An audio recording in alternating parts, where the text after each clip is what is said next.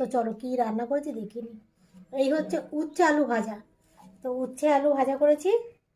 আর এটা হলো টমেটোর ঝাল। এটা শেষ পাতে না খুব ভালো লাগে টমেটোর ঝালটা। আর ভাতটা না হালকা উষ্ণ গরম আছে, একটু গরম গরম, বেশি গরম হলে ভালো লাগে খেতে। আর করেছি পোয়া ভোলা মাছের পেঁয়াজ দিয়ে ঝাল। এটা কিন্তু সর্ষে বাটা দিয়ে ঝাল না, পেঁয়াজ দিয়ে জিরে গুঁড়ো লঙ্কার গুঁড়ো দিয়ে ঝাল করেছি। আর টমেটো তো থাকেই। আর আজকে কি করেছি, দু বাটিতে দুবেলার মাছ তুলে রেখেছি।